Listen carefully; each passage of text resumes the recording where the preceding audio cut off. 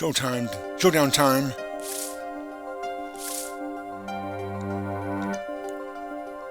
I lost. It's only a game of poker. A game I've played for a long time, and only lost twice. Who was the first? The man I killed, of course. Well, you seem to have found the partner I've been looking for all along.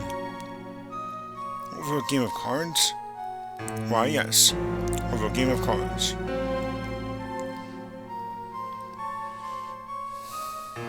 That was how we first met. 7 years ago.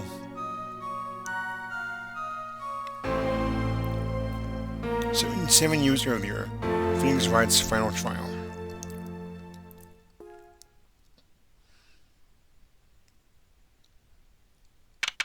April 19th, 9:27 a.m. District Court, Free Lobby number 2. Hello everyone, and welcome back to Apollo Justice Ace Attorney. We are here in the past to find out what happened with Phoenix Wright and why he was disbarred from practicing law.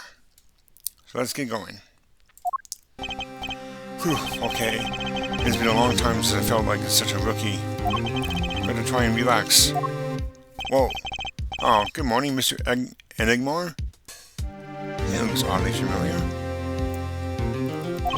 I'm sorry to have sprung this on you so suddenly. I received the files from your previous attorney only yesterday. Honestly, I'm not entirely sure I'm prepared. I understand I'm asking the impossible of you. Yes, well, you haven't really told me what happened yet. All we did was play cards, and that was enough. Actually, it wasn't. Trust me. Whoa. Oh, she's cute. Oh, morning, Daddy. Oh, I'm so glad you came. You okay, Daddy? They picking on you? I am fine, as always. This old boy here is here to help me after all. That's a young man to you. Good morning. That's a cute outfit you have on. Thanks. My first show is today, after all. Oh, I'm sure it is. What the heck is she talking about? Oh, old boy. Huh? Me? Look what he started. Here. Whoa. What's this? It seems fate's clock will make me wait a little longer. At least only less than 10 swift minutes remain. To all those who have supported me in my life's work, I give thanks. Farewell. Magnified Grammarly. I don't know, I just got over there in the hall. They told me to give it to the old boy in the blue suit with the spiky hair. They said it was really important. What's this? A memo for you or some such? Not from the books of it. What is this? Looks like a page from someone's diary. I'll give it a read later. Notebook page added to the court record. Mysterious paper received just before the trial. Well, I think we know where that's headed. Well, how do you feel about the trial today? We'll get through it. Somehow. Man, I am missing this old Phoenix Wright music. It's pretty awesome. Incidentally, the prosecutor today is a new guy, I hear. Ah, an easy win then, yes? They're calling him a true thoroughbred in the history of the prosecutor's office. Of course, there's one of those every year. The switching of attorneys just before the trial. I know it's a difficult situation to put you in, but allow me to say one thing, Mr. Wright. Yes, they will not be able to pronounce me guilty today. So do your best, but do not worry. First time a defendant's ever given me a pep speech. I'll do what I can. Ha ha ha ha ha ha. I see you do not understand. You see, it will be impossible for them to declare a verdict. Impossible? Yes, isn't that right, Trucy? Yep, you bet, Daddy. My first look at the case was only yesterday, and the information I was given was a tad bit lacking, to be honest. Still, I'll do what I can for their sake. I believe the curtains will be lifting at any time now. Hang on. Body found in the hospital room, shot in the head. Autopsy report. Cause of death, single shot gun to the head. Estimated time of death, 11 to 11:30 p.m. Okay. I am in your capable hands, Mr. Wright. My client is Shady Enigmar.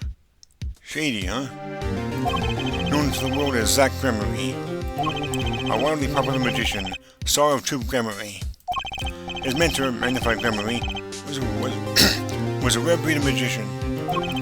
He single-handedly ushered in the golden age of stage magic until he was shot dead. And Zack Gremory is the suspect.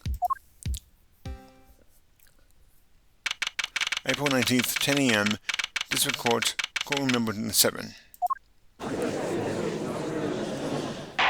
The court is now in session for the trial of Shady Enigmar. The defense is ready, Your Honor. Whoa. He looks familiar. Is the prosecution ready? I was just thinking, is this what all the fuss is about? Bit of a buzzkill, really. Buzzkill? Is this some kind of crime? Some new kind of crime? One of the worst. This is the trial, yeah?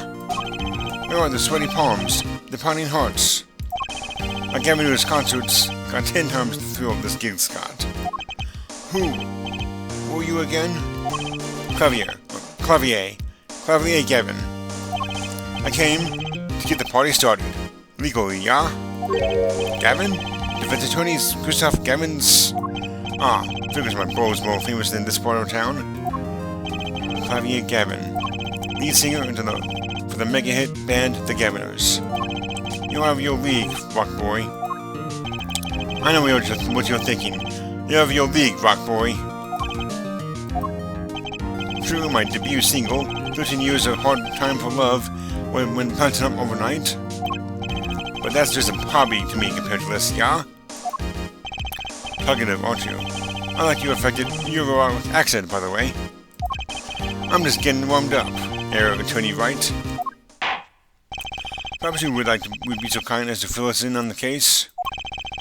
A tongue, baby. Time to call on the opening act. What was his name again? Oh yes, Detective Gumshoe. Hit it! Ooh, Gumshoe! Gumshoe's back. And you are? Hey, you were the one who called me up here, sir. Name's Dick Gumshoe. I'm a homicide detective down in the precinct. Detective Gumshoe. Long time no see. Hey, you. Me? Today's the day, pal. Today I win, and you lose.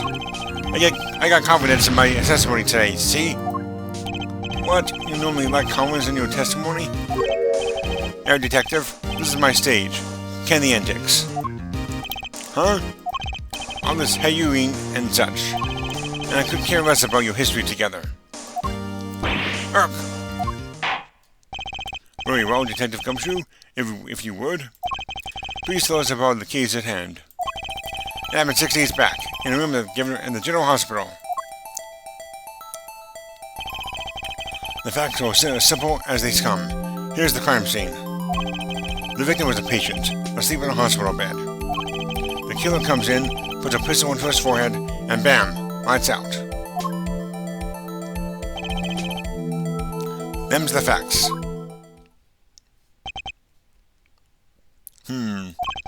Not so long ago, the victim, Magnified Gremory, was a famous man. He had the entire country under his magical spell, as it were. Ah, yes, the great magician. He retired years ago, though. Say the name Magnify to one of my generation, and you'd be lucky to get a blank stare. Yes, though I'm sure the youngsters today know his disciples even better. I dare say Troupe Gremory has made quite a name for it themselves. Anyhow, the retired Magnify has been in the hospital for the last year. What was it? A mal-ignorant tutor or something. Doing something to his liver, I think. Yeah. A malignant tumor, perhaps? In other words, he had liver cancer. He had only 3 months left to live, in fact. Magnified chart added to the court record. Diagnosed with a malignant tumor, given 3 months.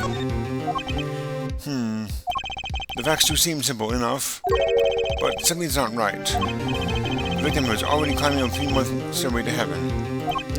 Why not wait for him to knock on heaven's door? Why shoot him? I wouldn't have put it quite this so lyrically, but it's true. Why make the effort to commit murder when the victim was about to die? Incidentally, the victim had a serious case of diabetes. Diabetes? In fact, he was about to shoot up with insulin when he was shot with a pistol. The syringe was found at the crime scene. Chronic by diabetes and cancer. As much as it pains me to say it, the victim was clearly at the end of his life. Small syringe added to the court record, used for administering insulin shots, has been washed and shows no sign of use. I believe the question before us is clear then.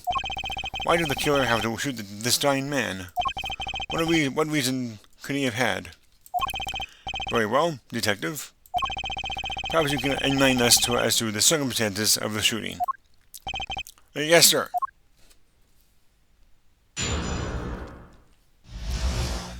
The circumstances. Actually, the victim kind of ordered the defendant to do him in. A few days before it happened, the victim sent a letter ordering his own murder. The defendant did what was asked of him, and shot the old man in the forehead. The bullet was fired from the pistol and found in the scene, no doubt about it. And the pistol definitely belonged to the old man, sir. What? You're saying the victim ordered his own shooting? Those are the facts. I have viewed the letter in question. To my beloved student, Zach. Wait. Magnified's letter added to the court record. Very unusual, indeed. Okay. Better. To my beloved student, Zach. To you I entrust the task of lowering my love's curtain. Come on the 13th, to 11:05 p.m. I have already a gun with which you will shoot. 1 shot, square into the forehead. You cannot refuse, and we both know the reason why. Magnified Gremory. Interesting.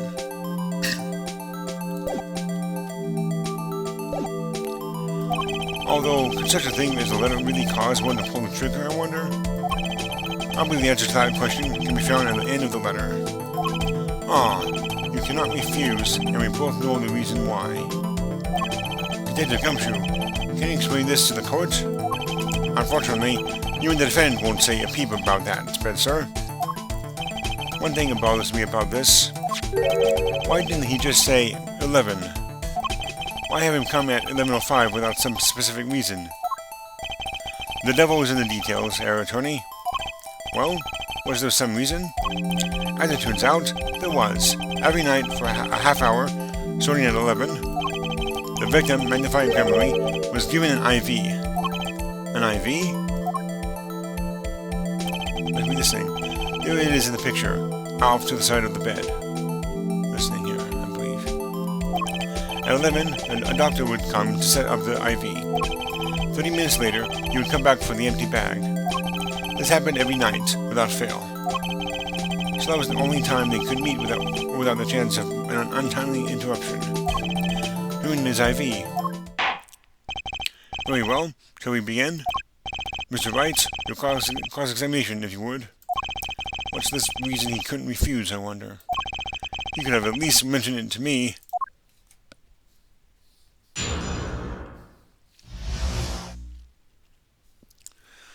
Okay.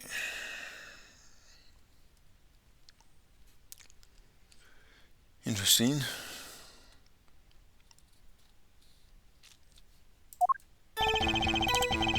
Okay.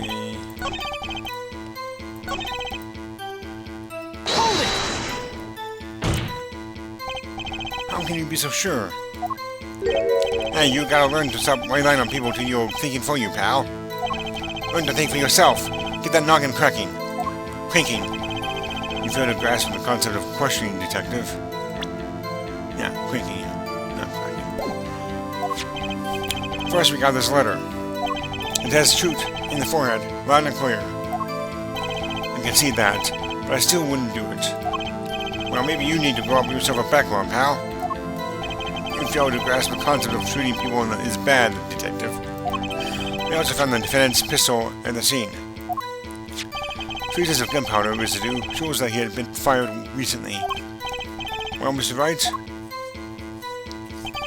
as far as I can tell from looking at this photo, there seems to be no issue with the prosecutor's claim. The photo, maybe there's something in there that I can use. So they're saying the defendant shot the victim in the forehead? I think there's a hole in the prosecutor's argument. Clearly, Mr. Engelmar shot something else. Looking at this photo, another possibility occurs to me. Yes? What does the letter tell us? That the defendant had a reason he couldn't refuse his teacher's wishes. Bingo, pal. That's why the defendant popped him on one in the forehead. Oh? The defendant disagrees. You see, the defendant had another choice he can make. Objection! What? You can prove that with this photo? I can prove he had a choice, yes. The defendant might have fired like he was ordered, but he didn't shoot the victim's forehead. Well, let's hear what you're thinking, Mr. Wright. If he didn't shoot the victim's forehead, what did the defendant shoot? I think it's pretty obvious. Right there. Take that! The clown doll? Take a closer look. See? It's been shot in the forehead, too. Ah, there's a hole in his forehead. Yes, and a hole in the prosecutor's claim. In the prosecution's claim. Objection! Ha! And I suppose you have a reason to as to why he shot the clown doll? He didn't just shoot the doll, he shot the doll's forehead. His forehead? Ah! Let's read the orders once more, shall we? You will shoot one shot square in the forehead, which is exactly what he did. He shot the clown doll square in the forehead. The defense has raised an intriguing possibility. That hole in the clown's forehead, it definitely looks like it was shot. Bailiff, send someone to investigate this matter. Objection! I admit, I'm impressed, but I expected nothing less. Still, that doesn't mean he didn't shoot the victim. Objection! Perhaps he didn't have to shoot a forehead, as ordered. But the letter says nothing about whose forehead. This was the only way he had to follow his orders without taking a life. The bullet hole in the clown's forehead does demand an explanation. It might very well be a clue, yet Prosecutor Gavin is right. It alone does not prove the defendant's innocence. You cannot say for sure the defendant didn't shoot the victim. So sorry, Mr. Wright. How sad it is to see the mighty fall. How sad it is to see the novice's overconfidence. He doesn't realize just how big this little hole is going to get. Detective Gumshoe, please take this newfound fact into account as you continue your testimony. So why did we shot the clown? He still shot the victim, pal.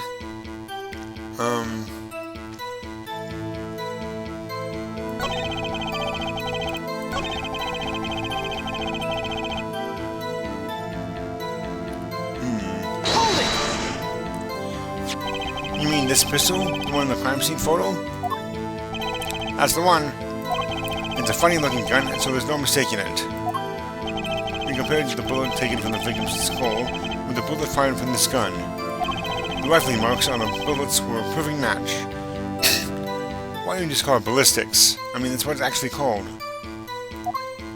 So, you verified the murder weapon, in other words. You grabbed me dead. Okay. it! Why are you so certain? My pal Santa has your head been sucking all the time, pal. You ever even heard of Zack and Valance quick draw shoot 'em? Huh? What's that? One of the defendant's specialties. Zack and Valance stand on either side of a girl. Then they shoot. But the bullets don't hit her. Instead, they hit everything else on stage. This was one of the pistols they used in the show. Got a great design, huh? The kids love it. Many boys and girls joined the police because of that pistol, I hear. You know, that would explain a lot about the police force. Troop Gremory stopped doing that act a while ago. The old man held on to that pistol ever since. The court would like to see the pistol in question. You got it, sir. Here she is. Well, this truly is a blast from the past. It's a stage pistol for magic shows, see? But it can fire real bullets. It looks so much bigger in real life than on TV. Yeah, but it can only hold one round. By the way, the pistol's firing chamber is empty. And it shows traces of having been fired recently. So, were any fingerprints found on the gun? Unfortunately, no. Of course, the defendant is known for wearing gloves. We might say that a lack of fingerprints is, in fact, a fingerprint of its own. Aha! Intriguing point. Well made. Whoa, whoa, whoa. Not well made. Not intriguing. In any case, the court accepts this evidence. Sage pistol added to the court record. My grandchild would get a kick out of seeing this. But now it's time to return to our testimony.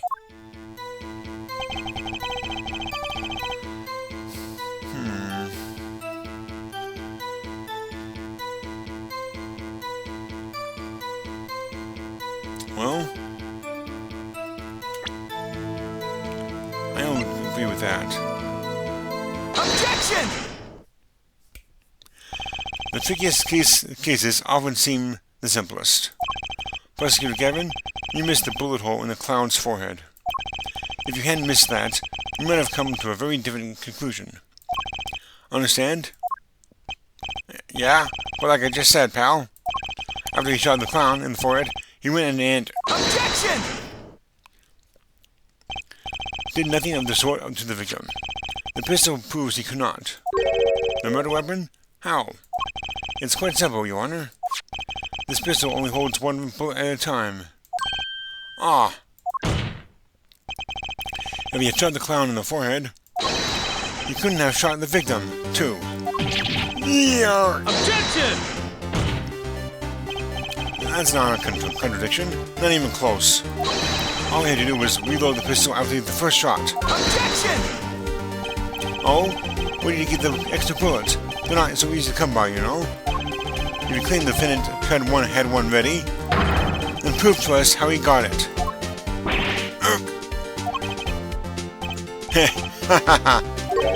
I had a feeling this wasn't over yet. No, this part is just getting started. And I haven't proven anything yet, beyond my good looks and startling record sales. And utter lack of humility. Oh, what's this? It seems that the prosecution has another witness prepared. Like I said, our detective was just a warm-up act. Ugh. Now the audience has gotten a taste of what's to come, they're ready. Ready for what? For my decisive witness, of course. A witness who, you will find, can prove one thing for us. That it was Zack Gremory who shot the victim in the forehead. Very well. We will pause for a 15-minute recess. This might be my lucky break. I'll need that 15 minutes to talk to my client, Zack. Court is adjourned. To be continued. Well, that's lucky. I was just about to end the video anyway. Alright. Let's see here. Oh, there goes my watch again. I'm going to save it here. Anyway, and that is where I shall end the video, everyone. And next time we will continue with the trial I think we all know what's going to happen then. But until then, everyone, have a great rest of your day. And until the next video comes out, take care.